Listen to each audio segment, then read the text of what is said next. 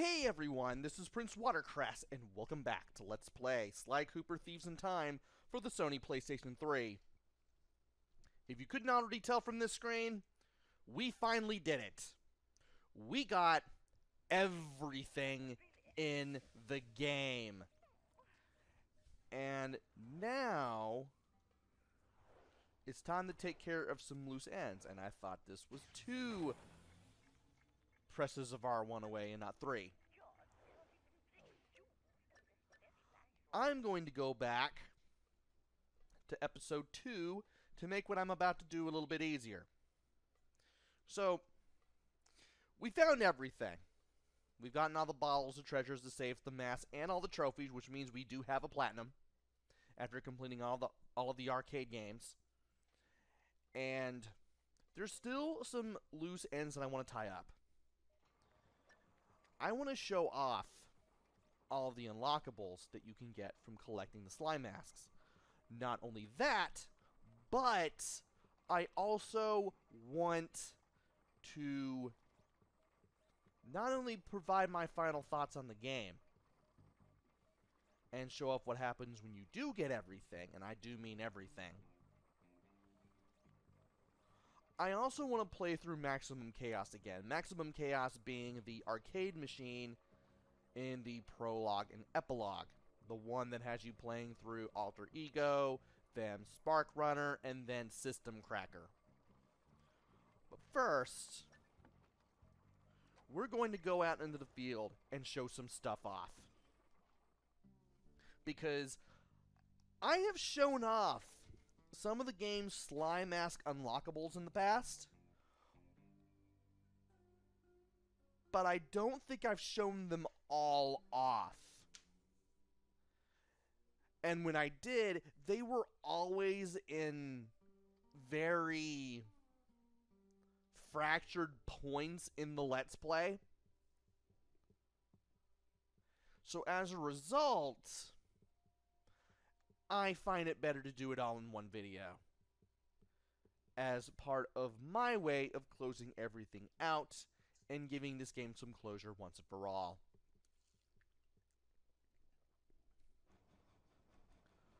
Alright, so we go to extras, we go to unlockables, and we can see what we can get our hands on, and also play around with.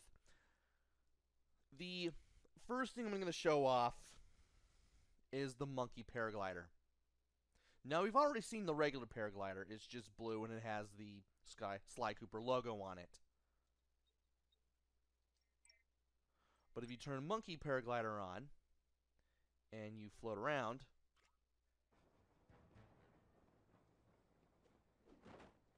you get the Sanzaru logo instead.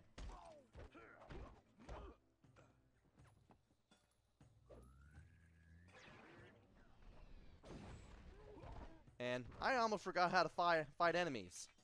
Thankfully, I didn't there. Anyway,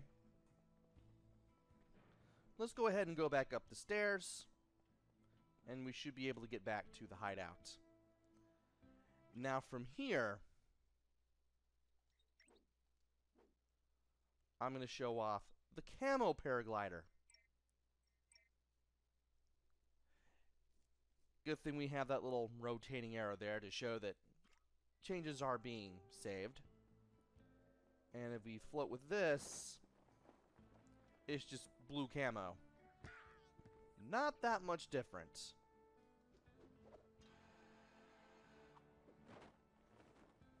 Something tells me this isn't exactly the best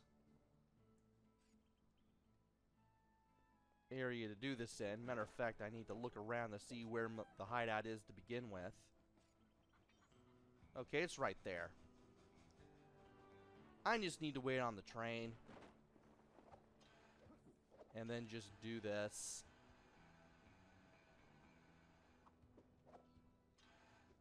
And that's not exactly how I wanted to do it, but sure, okay. Where are the stairs? There's the stairs. Let's get back up there. And now, I will go ahead Actually, no. There we go. Let us go turn the camo paraglider on, and we're going to turn all of these on. You're probably wondering what the heck these things are. Believe it or not, these are some alternate skins for Sly, Bentley, Murray, and Carmelita, respectively.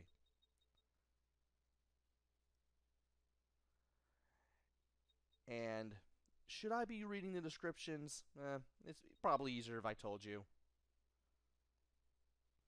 But if you turn on the Ultimate Sly unlockable,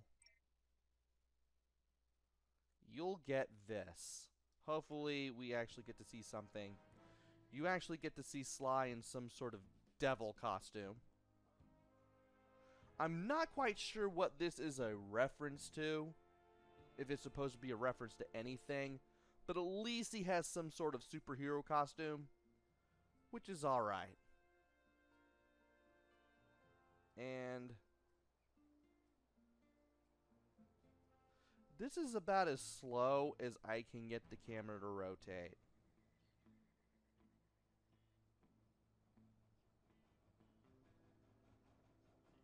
Yeah, that's about as slow as I can get the camera to rotate. So let me go ahead and show off all of the characters. I'm going to spin around Sly one more time, then you're going to see the others.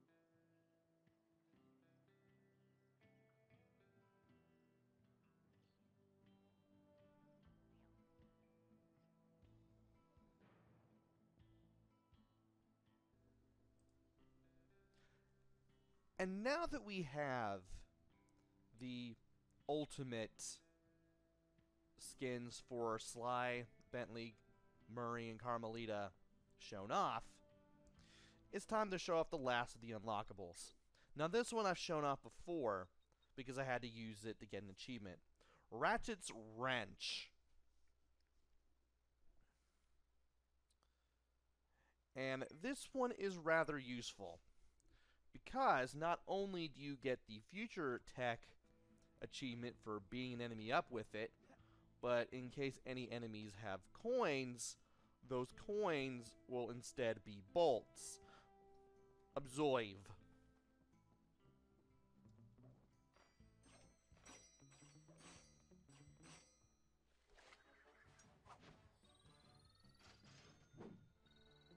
Treasures like the Jeopardy badge will not be changed. And for getting all 60 of the slime masks, you get Cole's Amp, a weapon so shocking it might even be called infamous. Believe it or not, this weapon is from Infamous 2, which was developed by Sucker Punch, which is pretty interesting because Sucker Punch left the series after developing Sly 3 so they could work on Infamous for PlayStation 3, as well as the sequels. Bust this out when you want to zap your enemies, or just make your first stand on end. And if you turn this on, I believe you can also get future tech from using this weapon as well. But by turning on Cole's Amp, this is what your cane is going to look like if you play as Sly. And there's more to it than just a cosmetic change. Because if you hit an enemy with it, I say after I steal from them, you can electrocute them.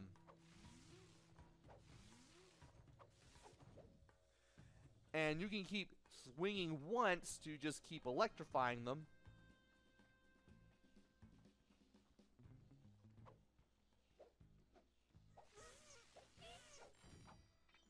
But you can keep swinging them. You can keep swinging the coal amp at them, rather, to ensure that they stay electrocuted, and you can get rid of them entirely. Makes getting through the game easier. It's just a shame you have to find all the slime masks in order to get it. And that is pretty much it for all of the unlockables, amazingly. As far as everything that is connected to the slime mask is concerned. I'm going to go ahead and turn this off, even though I could just select reset defaults.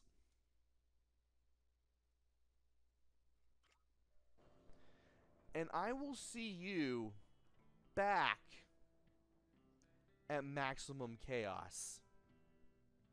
See you then.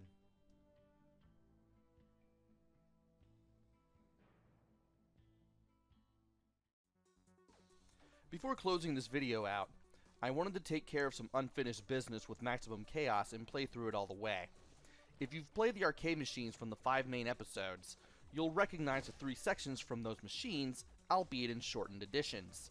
Mercifully, the Spark Chaser section is much shorter, and with the System Cracker section, you're just facing that multicolored boss tank one more time. Not surprisingly, this got easier once I played all the other arcade machines.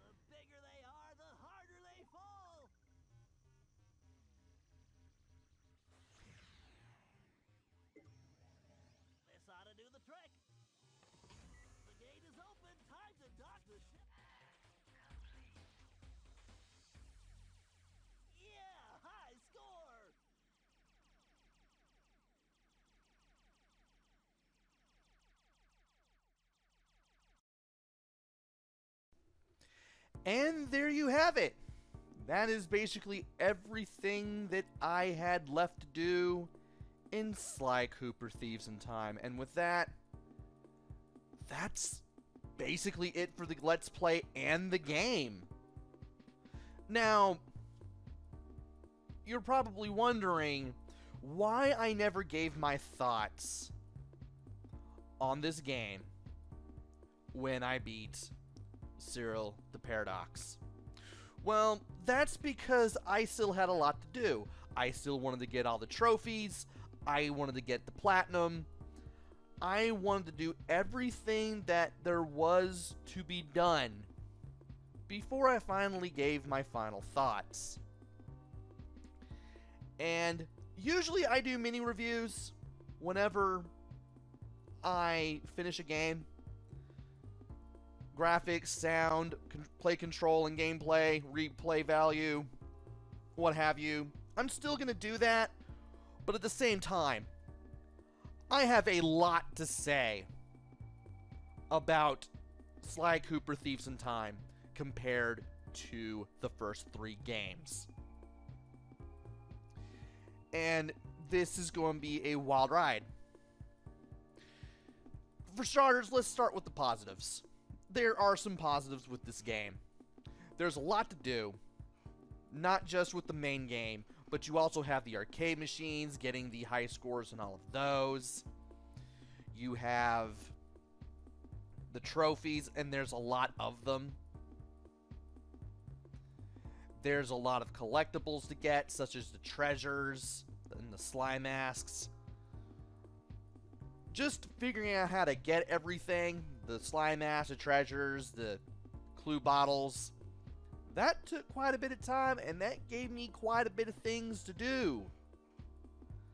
Matter of fact, I feel like there's more to do in this game than there were in Sly 2 or Sly 3, or even Sly 1. You will be playing this for a good while if you decide to go the full 100% and the Platinum Trophy. Which leads to my next positive. This game plays much like the PS2 games, which isn't a bad thing. The gameplay is pretty much what it was in the first 3 games, despite the fact that Sanzaru developed this and not Sucker Punch. You'd think that, you know, things would feel different, things would act different. And while there are some things that do change a little bit, the core gameplay, especially when you're playing as Sly, it's definitely still there. And because of that, it didn't take me long to get into this one like I did with Sly 2 and Sly 3. You also have map screens just by pressing select, and there's a ton of them. And I know there's a ton of them because I did 2 whole videos spanning about 2 hours each.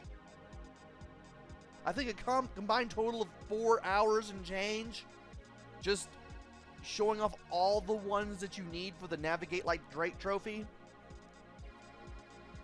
And it's nice to see, okay, you're right here. And since you have the ability to see where all of the clue bottles are, had to kill a spider right there. You can just press select and be like, okay, note bottles are right here, right here, right here, and right here. And you can also see at a glance with the maps, just by pressing select, where anything in the game is, in case you need to collect things for a mission or something, which is actually pretty cool, all things considered. You also get to play as the Cooper ancestors. You get to play as some of the ancestors that were mentioned in the Sucker Punch games, as well as one new one that was made specifically by Sanzaru Games for this one. That ancestor being Bob, the caveman. And the fact that you can play as them, and they all have their own individual abilities. It is kind of cool in a way. Whether you're getting around with the what's it called?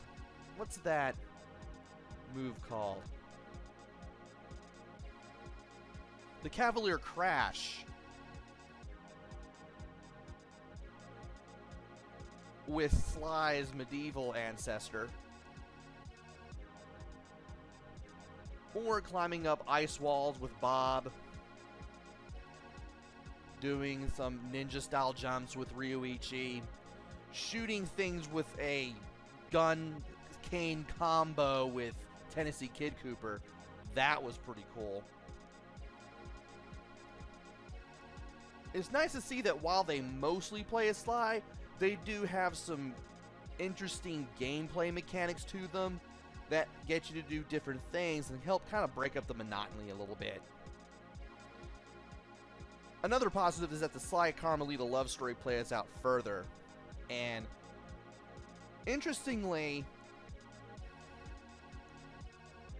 Sly and Carmelita are on the outs again once Carmelita finds out that Sly has been faking his amnesia. Then she suddenly starts liking his ancestors more than him, and then as the adventure goes on, she starts to see Sly for who he really is.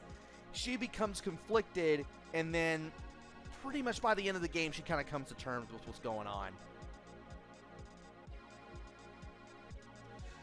The cutscenes. The cutscenes are pretty good. It feels like you're really watching a movie this time. Not to say that it wasn't like that in the PS2 games, but it really feels like it that time.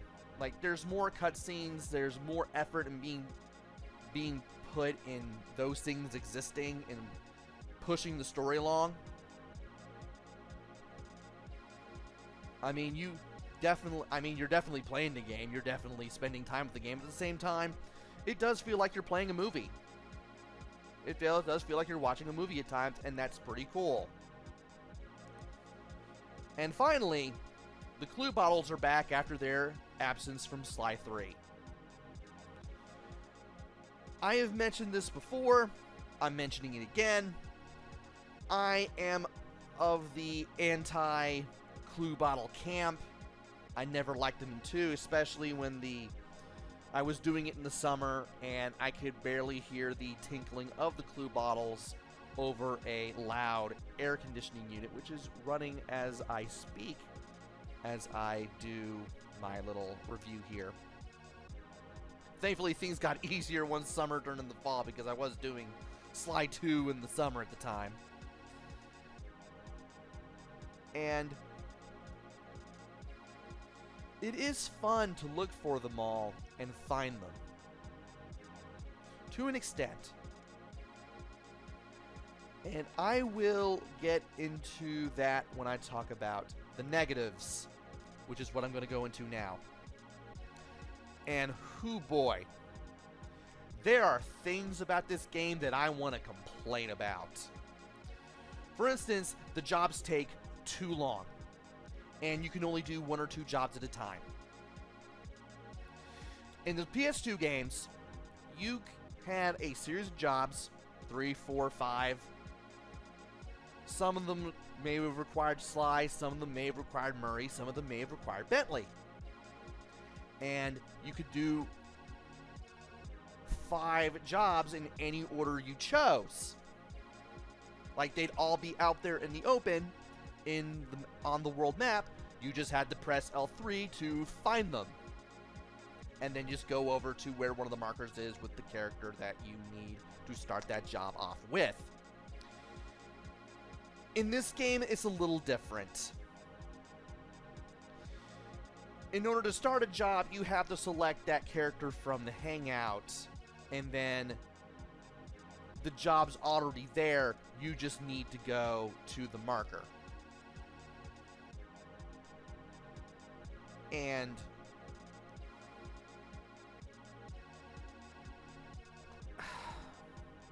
I wish it were like the way that it was in Sly 2 and Sly 3, where Okay, you have 2 jobs with Murray. Okay, you can do job A first, or you can do job B first, then go out and just do job B. Do the other one that you didn't do, whatever. But in Sly Cooper Thieves in Time, only one person has a job at any given moment, and the rest of them just have nothing to do until that job's complete. Sometimes you may have a fork in the road where you have one person with a job and another person with a job, like 2 people with a job at the same time, and you have to do both of them before you can really continue. But it's not like it was in the PS2 games, where I could play as Sly. Oh, Sly has 3 jobs. I'm just going to knock this out, and then I'm going to go here and knock this out, and then I'm going to go here and knock this last thing out. No, that gets taken away from us. And it really felt on rails. And it just kind of slowed the game down. Especially when the jobs took so long. I complained about this so many times during the Let's Play. When I played Sly 2 and Sly 3, I was very easily able to make a 20-minute-ish video. And I could do at least 2 jobs, 3 if I was lucky. And the length of the jobs was just right. I could get through something in just a matter of minutes. Sure, there was cinematics. Sometimes there were cinematic cutscenes that played during the jobs that kind of brought the whole thing, kept the whole thing going and just kept the story along. But at the same time, they weren't super long either. I just got the information that I needed, and that was it. The game was very brief on that aspect. That was in the PS2 games. In this game, Don't be surprised if a whole job takes 20 to 30 minutes or even more to complete, because you gotta go to the thing, you may have a loading screen, then you go back to doing your thing, you go to a place or you do a thing, you have a loading screen, then either you get done or you have more to do, loading screen, and then it just keeps going like this until you're done, and then once you're finally done, you're just back at the hangout. You're just back at the hideout. That's it. Once the mission's done, you're just kicked back to the hideout instead of the world, instead of the overworld, the hub world, whatever it is you want to call it. Which leads me to the loading screens. PlayStation 2 games had minimal loading. Not this one. This one had to have more loading screens than Sonic 06. And I can't, for the life of me, figure out how and why it had to be this way.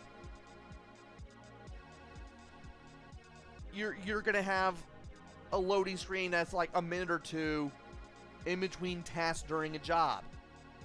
You have a loading screen when you go to the hideout.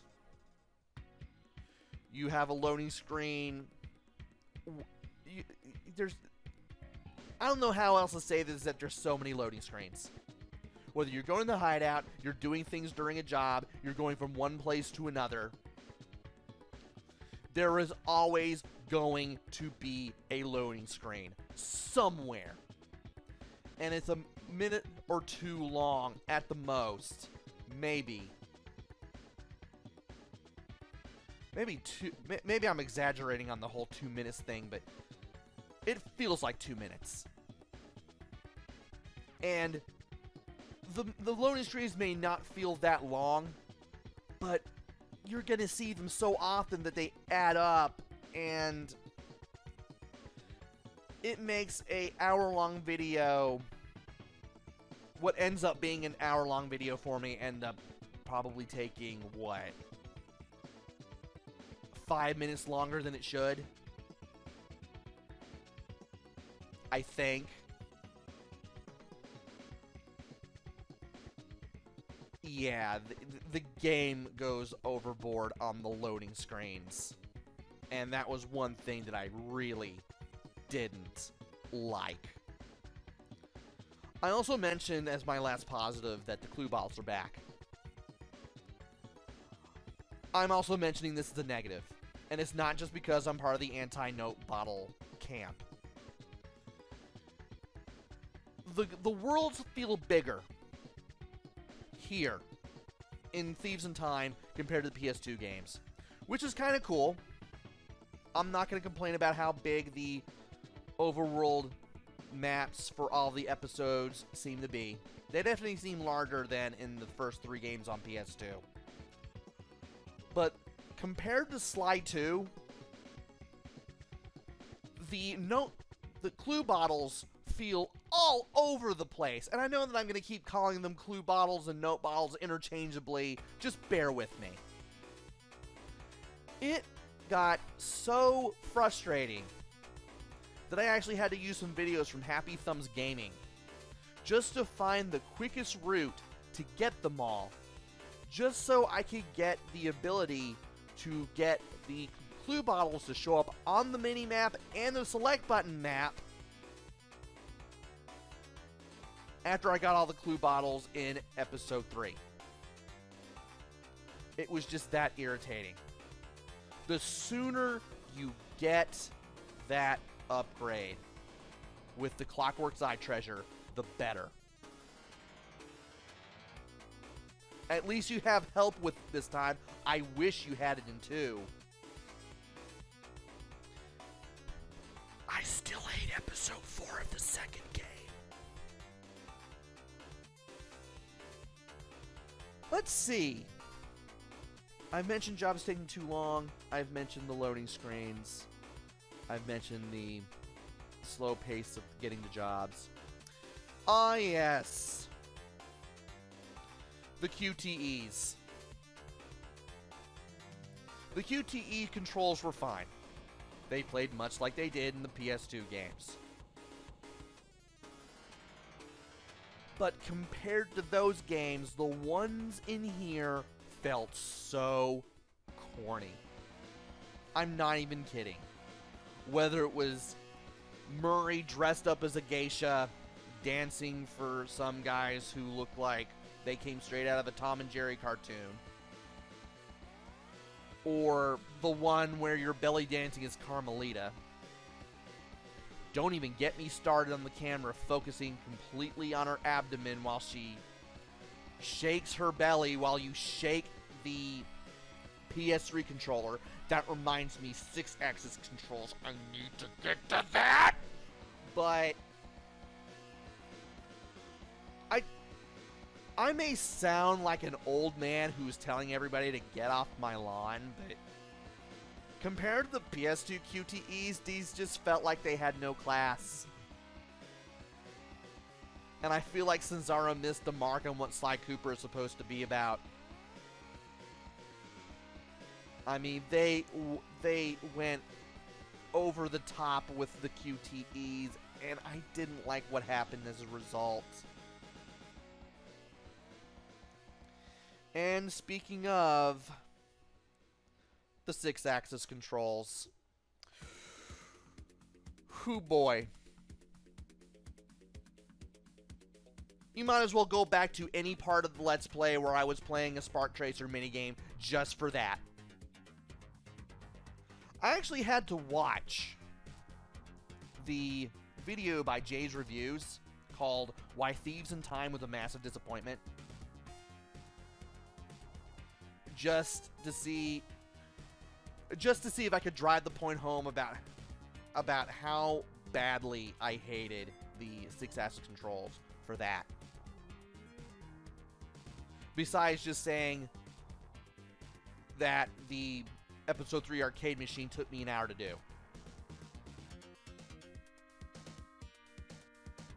And it's plain as day that the game didn't need them, and this could have been done a little differently. I mean, 6-axis controls, motion controls, I was never big on them. They were okay with the treasure chest, but not for Spark Chaser. I did not like the motion controls for Spark Chaser. Those just gave me an absolute fit of frustration. Especially when the game came out in 2013, 3 years before Sony stopped officially supporting the PS3, and you still have motion controls as part of a as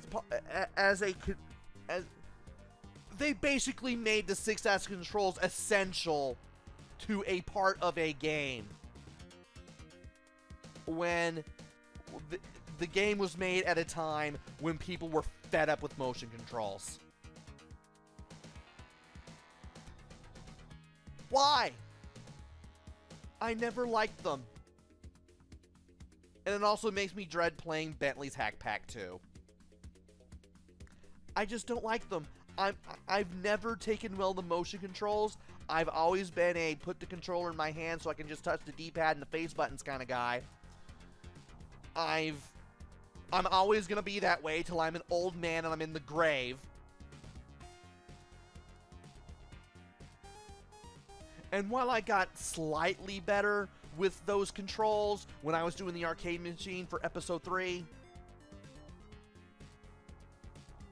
I'd still rather just press buttons on a D-pad or just move an analog stick. At the end of the day, that's just what I'd rather do.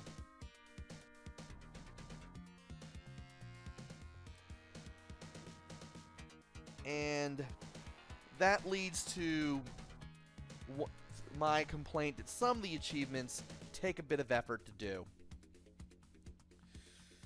The arcade machine trophies were kind of the icing on the cake on that. Some of them, holy cow, you really need to spend time with the game or do them as you go along and really remember what you have and haven't done with some of these. Remember when I did the Navigate Like Drake trophy earlier in the Let's Play? Like, a bit later in the Let's Play, rather? Yeah.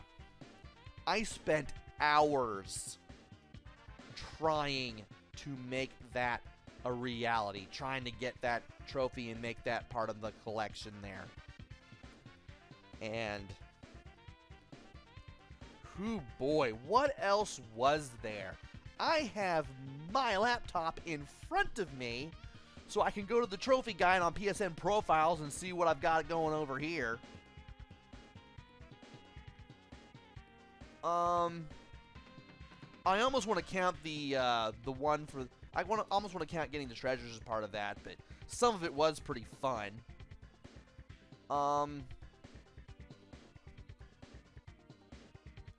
Collecting all the Sly Cooper masks was fun. That was okay, too.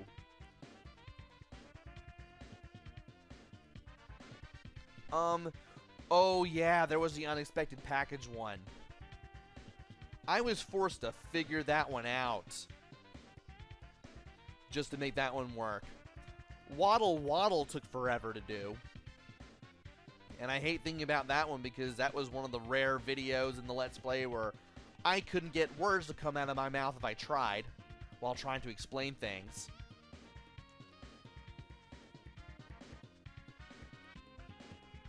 And were there clue bottles for the... well, I guess the Cooper Safe trophies were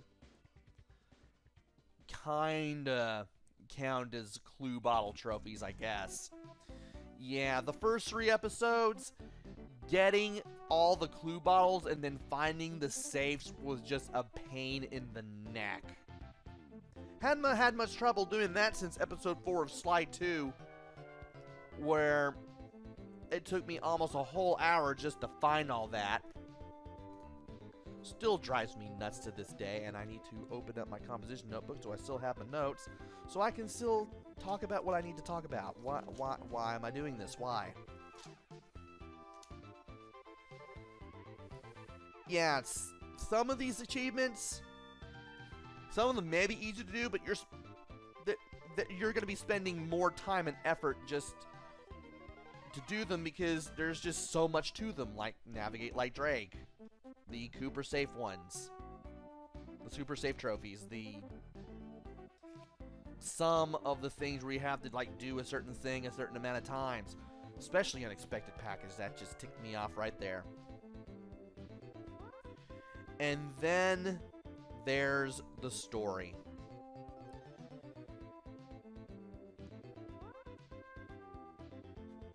Whew, boy. The graphics feel a little ambitious. They may even feel like a step down from the PS2 games, but that's not what takes it apart. That's not the graphics are not the thing where not the point where the game falls apart. No, it's not the graphics, it's not the gameplay, because at least Sanzaro did their best to preserve that. Give or take some changes. No, it's not even the music and sound, because the person who worked on that also worked on Sly 2 and Sly 3. Matter of fact, if I were to go to the Sly 2 wiki right now, I would probably tell you who did it, because I can't remember his name off the top of my head. Peter McConnell, that's it. As opposed to that one guy who passed away recently, as of the time of this recording, who worked on Sly 1 and had also worked on other games, and he did a good job too, but Peter McConnell really took the music in the sequels to the next level. That's not where the game falls apart. It doesn't fall apart in the graphics, it doesn't fall apart in the gameplay, it doesn't fall apart on the music and sound. No, it falls apart in the story. Now, there are some things in the story that I can forgive, especially when the story falls apart under any sort of scrutiny whatsoever. I mean, this could have easily been a game where, thanks to everything in the Thieves Raccoon is being erased, Sly would have been erased too, and Bentley and Murray would have had to do all the work in the physical plane, while Sly would have been doing something else in the ether. I guess. But if we did things like that, it wouldn't be like the first 3 games now, would it? Your mileage may vary on that one.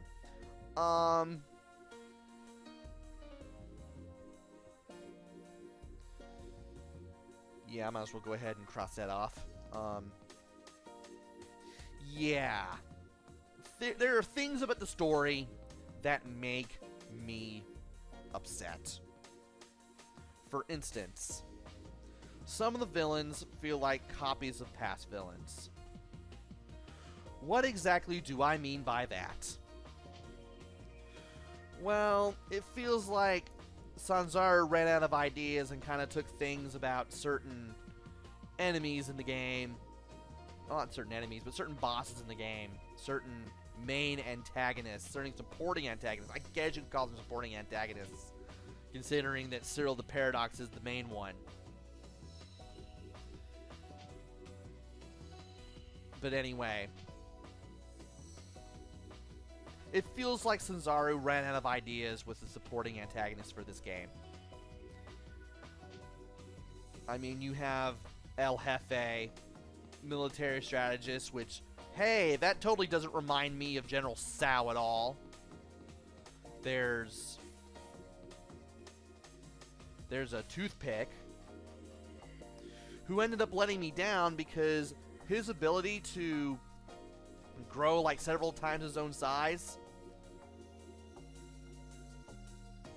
I like how he's just a loose cannon, but at the same time, that ability where he is able to grow like several times his own size, I expected him to look more grotesque. The parts where they cut away and just show his shadow when he just becomes gargantuan made me think that maybe he would look so much different and so much more dangerous and so much more grotesque when we finally get to see him when he's in that form. No, he's just bigger. No, he's just himself, only 10 times normal size. What the heck, game? There's the Grizz, who is an even more annoying version of Dimitri. By the way, you don't get to hear Dimitri speak at all, even though there was some teaser trailer stuff where he did. Thanks, Jay's Reviews. Yeah, the Grizz just came across to me as just a more annoying version of Dimitri.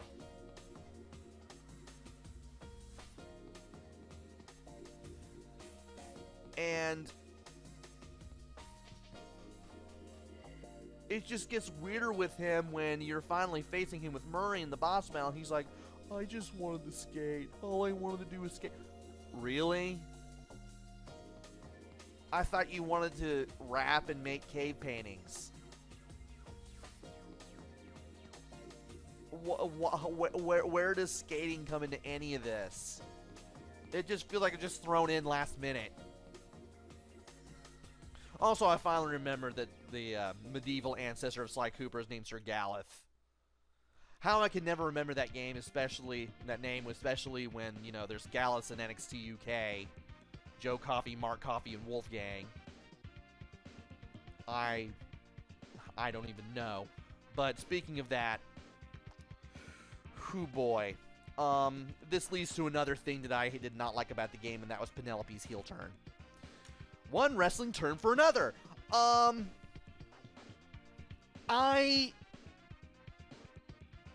Besides the fact that it feels predictable in a way, Penelope said things much like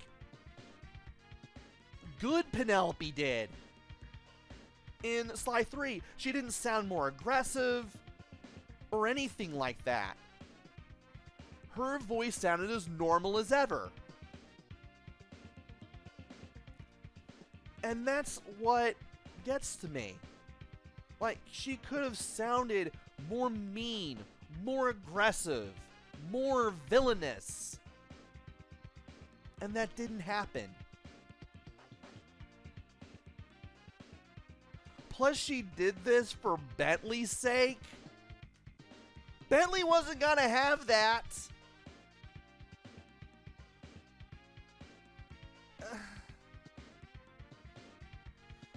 I hate talking about Penelope becoming a villain.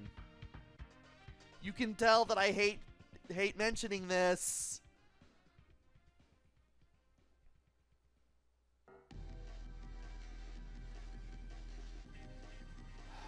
And then there's Miss Decibel.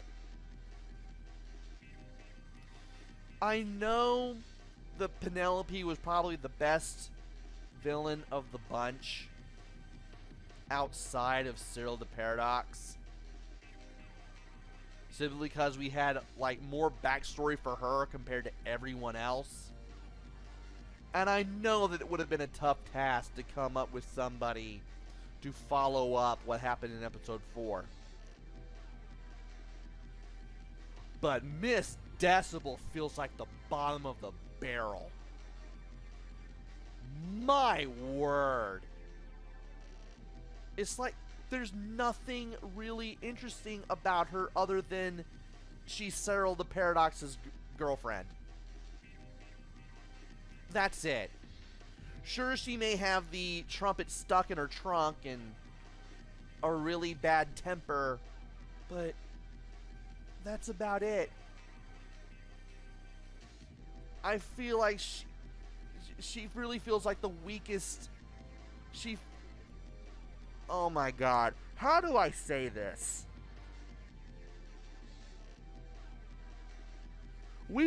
Aside from saying that we went from the best villain in the whole thing to the worst villain in the whole thing, out of all the supporting antagonists.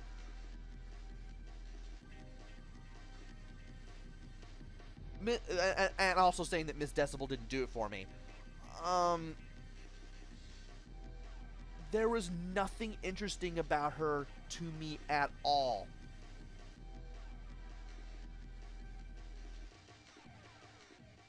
And the whole power of hypnosis thing, yeah, that totally doesn't remind me of the Contessa from Sly 2 at all.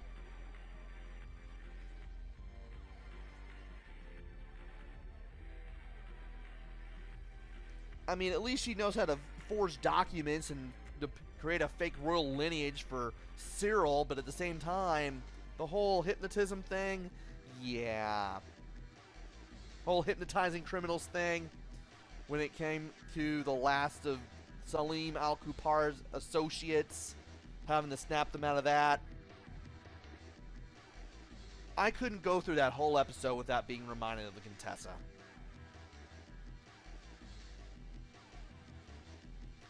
And then there's La Paradox.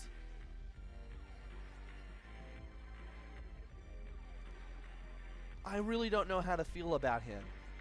I feel like he was the only person who had a bit of a personality, but at the same time, it's just... there was nothing to it other than that. I really don't know what to say about Cyril the Paradox, to be honest. I mean, I like how he kind of mocks... how he mocks Miss Decibel before it pretty much is curtains for her.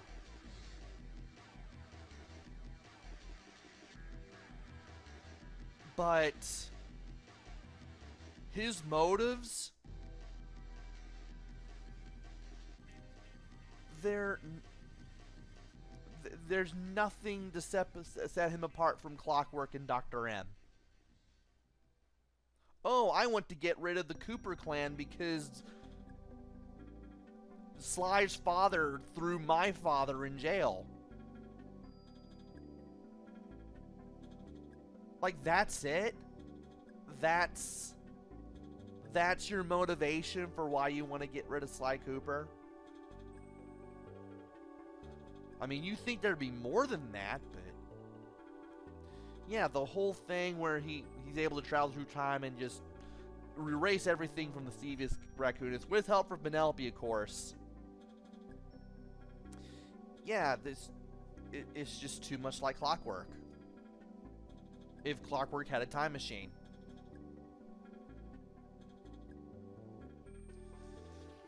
And now that I've got that taken care... oh. I just now remembered. They also kind of messed up with how the Cooper gang was kind of, I guess you could say, portrayed compared to the PS2 games. I mean, when you play the Sly, play Sly 2 and Sly 3, when you see Sly and Bentley talk to each other through the Binocucom, like in the first game, it was a little jokey at times, but it didn't go too jokey. In 2 and 3, they just get right to the point. Everything handled very well. Everything's handled in kind of a mature manner. You don't have much in the way of jokes. You do have a little bit of jokes going on in Sly 3, but that's about it. Everything's pretty serious. Everybody's in the zone. Everyone's focused on the mission. Everyone's focused on the job. This goes right out the window with Sly 4, and I wish Sanzaru Games didn't do this. When you have Sly and Bentley conversing with each other, they joke around a little too much compared to the PS2 games. Also, Murray's soft side is also kind of gone too. And to go further into what I mean by that, when Sly 3 happened, during the course of Sly 3, when they go to Australia to find the Guru, and they're trying to find a Guru, and the Guru's home has been trashed, and Murray's like, and Murray's like in a bit of a panic, and he doesn't really know what to do with himself because he's afraid that something really bad has happened to the Guru, like death or something. And they kind of have to give him a moment while everyone's talking on the Binocucom. In this game, Murray's just in I want to destroy everything mode all the time. He's always ready to fight, always ready to break things. And while he did like doing that in the second and third games, which were a step up from how he was in Sly 1, where he rarely left the van, you don't see that soft side like what happened with the Guru at any point within Thieves in Time. You combine that with Sly and Bentley joking around with each other a bit too much on the Binocucom while you're doing missions, Yeah. It Going back to Jay Review's video of the game, the video review of the game, why he considered it a massive disappointment. He basically said that Thieves in Time felt like a bad fan fiction. And at this point, I'm just tempted to agree with him at this point. I really am. I don't know what else to say other than, holy crap, I agree. And finally, I might as well mention some nitpicks. Things that your mileage may vary on. For instance, the costumes only do so much, and you don't get to use them very much outside of the episode where you get them in. I mean, they all have their uses. Those uses are pretty cool. I do like the costume system. But once you are out of that episode, the only reason why you're ever going to use that costume again is more than likely to find treasures more than anything else. There also isn't much backstory to the ancestors. Sure, they've been mentioned in the first 3 games, but you didn't really know much about them. Sometimes you did, sometimes you didn't, but at the same time, you still didn't really know much, and you don't get to know even more about that, aside from their, I guess you could say, their moods and how they carry themselves and how they fight and whatnot. Simply because time is of the essence, and we need to make sure that the Cooper family line is able to survive. Again, a bit of a nitpick. Clue bottles are back. Yeah, that's in my nitpick list as well, for something that can't be taken as a complete positive or complete negative for me. I know I've covered both sides of the same coin. Now I'm covering the edge, because again, your mileage may vary on that. You may like the clue bottles. You may not like the clue bottles. I never liked the clue bottles. So at the end of the day, it's still a nitpick, even with all the things I've said about it, and both good and bad.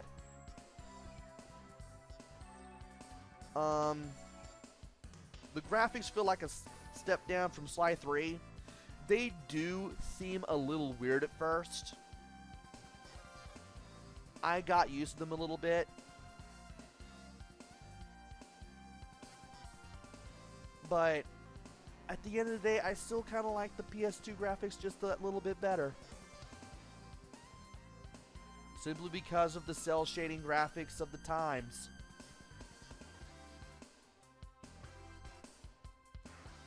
And that's pretty much all I have to say about that. And finally, I kind of want to consider this a negative more than a nitpick. You get to play as Carmelita. I should have mentioned that at the positive. Being able to play as Carmelita and actually run around the place as her instead of just using her for a couple times during a couple specific jobs is actually pretty cool. But the thing is, and this is the thing that gets me. While you're able to play as her, there are only a few times where you really need to use her, such as a few times in Episode 2, as well as the mechanical dragon fight in Episode 4. Other than those 2 things, it feels like Carmelita is along for the ride about 90% of the time. Sure, she may be in some of the cutscenes where the gang goes to face the big bad for the episode once and for all, but when jobs are handed out at the hideout, Carmelita doesn't get any. She's usually a part of somebody else's job, and the only reason why you'd really need to play as her is to get the Waddle Waddle achievement. I mean, you have all those weapon upgrades at ThiefNet that you can get for her. But there's nothing in 90% of the story that absolutely necessitates Carmelita stepping in and being the awesome kick-butt cop that she is. she's really along for the ride. And the only time she really does something really, really useful, she's not even in the party. Like when she suddenly leaves in episode 3 because she's mad with Sly. That's where she finds out where the Grizz' hideout is and all that. And what else? She's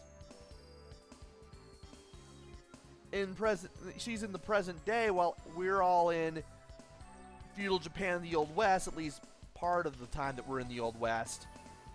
Going after Syl the Paradox and finding out that he's the main antagonist for this game, and well, she's obviously in the present day at that time, and I mean, well, I mean, this part's understandable, sure, but once again, you don't play as her until she suddenly appears out of nowhere in the Old West, and then you don't get things explained just a little bit more until you make a little more progress, which I can get. I don't have much of a problem with. I just find it weird that she just pops up out of nowhere in the Old West. You don't really find out how she gets there until she explains stuff in a cutscene. So, this game. How does this game stack up? I say as I mark all these things with check marks, especially in places where I don't need to put check marks. Like I said, the graphics kind of feel like a step down. The PS2, maybe they will to you, maybe they won't. They kind of felt that way to me just a little bit, but I did get used to them after a while. They're not too bad. At the end of the day, I just kind of like the PS2 graphics better. Again, your mileage may vary. Sound and music. This is definitely one place where the game excels. Peter McConnell, who I mentioned, worked on the game music for Sly 2 and Sly 3, works his magic here in Sly 4 as well, and it's pretty darn good. It's a little more varied this time around compared to the PS2 sequels, but everything fits fairly well. I especially like some of the music in the Old West as well as in the overworld for episode 4. That reminds me, I should mention about the graphics too. Some of the graphics look really good in this game. I forgot that when I was in Sly 4 how you could look in the background and see all these hills, and you could see all these far off buildings in the hills. I really thought that was a nice touch for episode 4. I should probably mention that before I get off of graphics, sound, and music. I should have done that, honestly. Play control and gameplay. This is actually where the game does not fall apart. Again, it's the story. It's the story is where it kind of just doesn't do well for me. But the gameplay, pretty darn good. It's mostly the same gameplay you've grown to love from Sly 2 and Sly 3 with a couple changes. There were changes to how Murray did things when it comes to finding enemies, but I got used to that.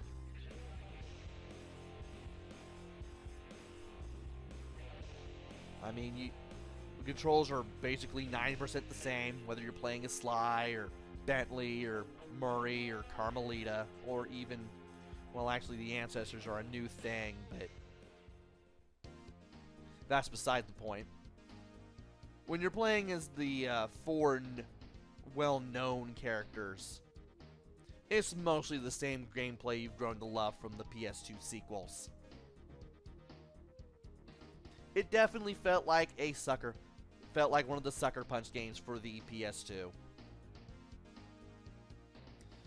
And finally, there's the replay value. Whew, boy. I'm going to say it right now. This was not a bad game. this was far from terrible. I mean, I've played the PS2 games multiple times in the last couple of years, mostly for some of the time for fun, other times for the internet. But this is the first one where I had no knowledge of anything about the game beforehand. I didn't know what to expect. It was kind of made it kind of cool to do a Sly Cooper game in that way. But at the same time, even knowing what little I knew about this game and coming into this one somewhat cold, not knowing what to expect, I can say that after getting the platinum for this game, that this is easily the weakest game of the bunch. This is obviously the weakest game in the series. You may want to take a breather from playing this game just because of how long it takes to get through it, whether you're going for 100% or not. And the reason for that is because of how things were done differently compared to the PS2 games, the first 3 games in the series. And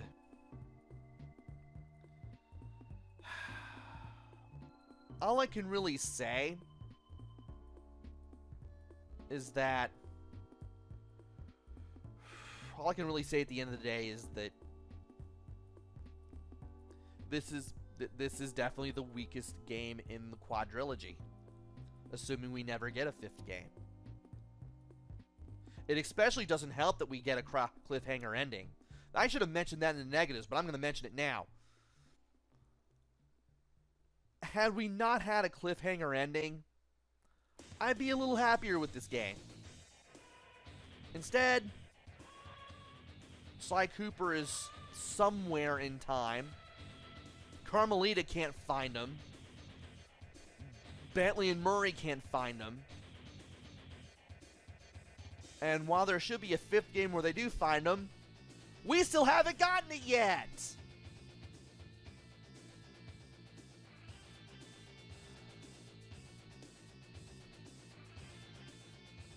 And given what happened with the story, how the quality of the story was just, how storyline and writing quality just went down with this game compared with the first 3 games, like the quality of the writing slid after Sly 3. No doubt about it. After the slide in the writing quality, I feel like that this series just went out with a whimper. It really does feel like the weakest game out of the 4. I don't know, I sound like a broken record saying weakest game, weakest game.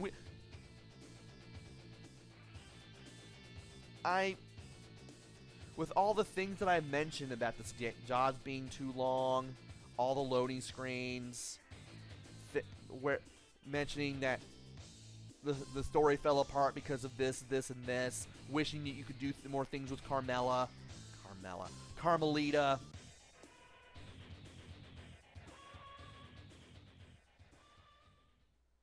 Even with all the things that there was to do with this game,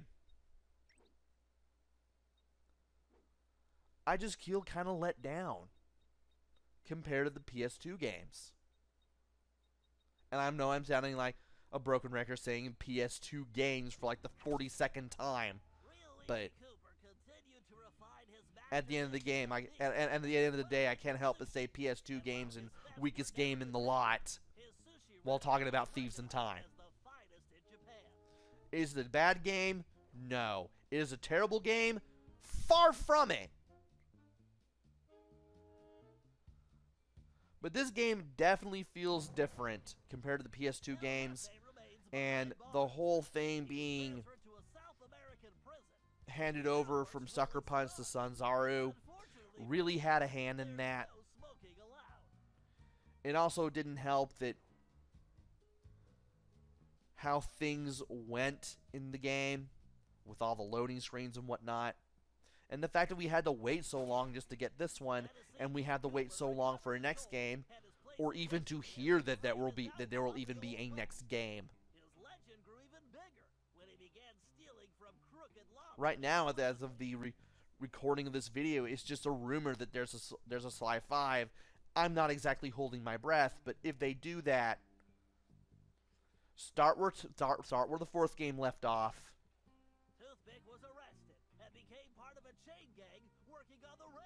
Just start where the fourth game left off. Get Sly back. Do something new. At the same time, wrap all the storyline stuff up. Give us a definite ending. And if you want to make a Sly 6, by all means go ahead. But for the love of all that is holy, don't give us a... If you're gonna make a Sly 5, don't give us another cliffhanger ending. We have not waited 9+ years at the time of this recording for another one. It happened with Shenmue 3. Don't do it here. And I know I'm spoiling Shenmue 3, but that's whatever. Replay value. Right. Not a bad game. Definitely not a terrible game. Give it a shot, but don't be surprised if you feel let down compared to the PS2 games. Because quite a few people did. And even now, like almost 10 years after the game's release, as of the time of this recording, even I'm one of them. And it's all because causes the story and the writing. It just kind of fell apart. I mean, no mercy was shown to Clockla, Dr. M. Dr. M died of his own stubbornness and wouldn't even leave the cave, and, well, Clockwork got his butt kicked. But Cyril the Paradox, Sly decides to let him live and be like, oh, you can't do anything inside of a jail cell, and helps him up so that way he doesn't fall off the blimp, and Paradox repays him by removing his backpack from his back and using his parachute, and Sly doesn't even try to fight back. Like Sly, they made Sly look like a dum-dum when they did that. The whole Cyril the Paradox taking Sly's parachute and just leaving on the blimp just like that. Really? Anyway, I've just now noticed that I've been talking for almost a whole hour. A whole hour. I was hoping not to do that, but unfortunately I did. And I think it's better if I stop talking now before I go off into a tangent. So, to cap this off, I might as well mention that once you get the Platinum Trophy, if you play the credits again, you get a super secret credit scene, which shows what happens to Sly after the events of Sly 4. Guess what? It's another cliffhanger, but did you really expect it not to be? Anyway, this is PrinceWatercress. Oh, I should probably do it the other way. This has been Let's Play Sly Cooper Thieves in Time. I hope you enjoyed this as much as I did, maybe a little bit more. You probably enjoyed it a little bit more. It's not a bad game, far from terrible. Just don't be surprised if it drives you nuts more than the PS2 games did. This is PrinceWatercress. Take care. Stay safe. Thanks for watching, and see you guys later.